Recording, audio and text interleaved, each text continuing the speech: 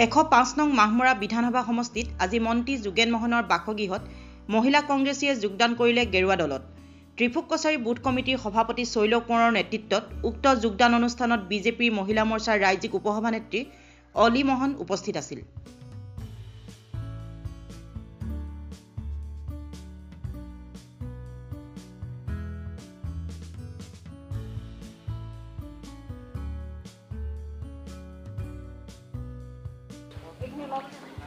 অনুভৱ উপলব্ধি যেহেতু সুন্দৰ হ'বই, আমি আন্তৰিকৰ পৰা আমাৰ হৃদয়ৰ পৰা আমি বৰ শক্তিশালী হৈছোঁ। যেহেতু সমষ্টিৰ প্ৰতিটো পঞ্চায়ত প্ৰতিটো বুথত প্ৰতিটো চুকে কাণে আমাৰ মহিলা আমাৰ লগত যোগদান কৰি আছে। আজি আমাৰ ভালেমানখিনি মহিলা 30 গৰাকীমান মহিলা কংগ্ৰেছ আৰু AJP পৰা AJP আমাৰ এনেও মিত্ৰজোঁট হ'লেও তেওঁলোকে এতিয়া একেবাৰে দেশকে আমাৰ ভাৰতীয় জনতা পাৰ্টিৰ ওলাই দিছে। তেওঁলোকে AJP হৈ নহয়, ভাৰতীয় জনতা পাৰ্টি মহিলা মৰ্চা হৈ তেওঁলোকে এতিয়া যোগদান কৰিছে আৰু কংগ্ৰেছৰ বহুত মহিলা আহিছে।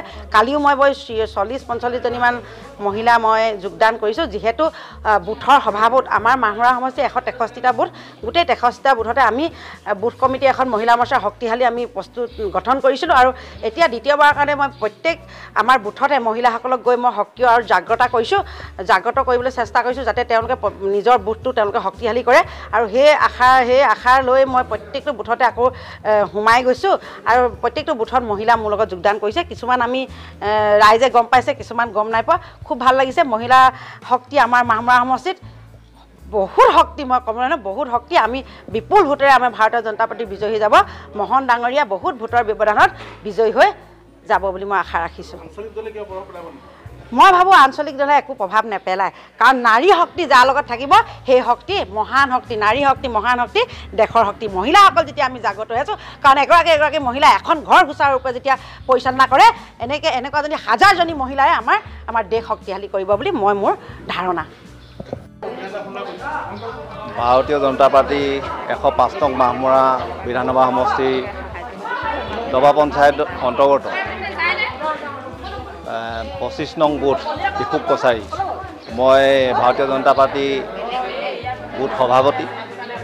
আজি আমাৰ ভাৰতীয় জনতা পাৰ্টি দলৰ প্ৰতি আকৃষ্ট হৈ যিসকল মহিলাই মোৰ নেতৃত্বত আহি তেখেতসকলে জইন কৰিছে, তেখেতসকলে মোৰ ফালৰ পৰা প্ৰথমে ভাৰতীয় জনতা পাৰ্টি আৰু মোৰ বুথৰ ফালৰ পৰা তেখেতসকলে অশেষ ধন্যবাদ জ্ঞাপন কৰিছোঁ। তেখেতসকলক যাতে ভৱিষ্যতে অনাগত দিনত দলৰ হৈ কাম কৰি যাব। কিমান ভোটত জয়লাভ কৰিব এইবাৰ? যোৱাবাৰ আমি হাৰিয়ত কি বুলি কয় লোকসভা ইলেকশ্যনত আমি 375টা ভোট পাইছিলোঁ। এইবাৰ আমি 450 ওপৰত আমি ত্ৰিফুক মানে বুথৰ কথা কৈছোঁ, মই বুথৰ কথা কৈছোঁ। আমি 110% মানে আমাৰ যোগেন মোহন ডাঙৰীয়াই মাহমৰা সমষ্টিৰ পৰা ওলাই যাব, তাত কোনো হাৰি নাই। আমাৰ জিকাটো 100% আৰু অকল আমাৰ ইয়াত বুলিয়ে নহয়, আমি অসমত আমাৰ আকৌ বিজেপি চৰকাৰে হ'ব। আটাইতকৈ ডাঙৰ কথা হ'ল কি, অসম চৰকাৰৰ আমাৰ যিজন মন্ত্ৰী আমাৰ যোগেন মোহন ডাঙৰীয়াদেৱ, তেখেত আমাৰ মাহমৰা সমষ্টিৰ প্ৰতিজন মানুহৰ আন্তৰিকতা তেখেতৰ প্ৰতি বহুত বেছি। গতিকেলৈ তেখেতৰ মৰমত যথেষ্ট ভোট আৰু বেছি পৰিব।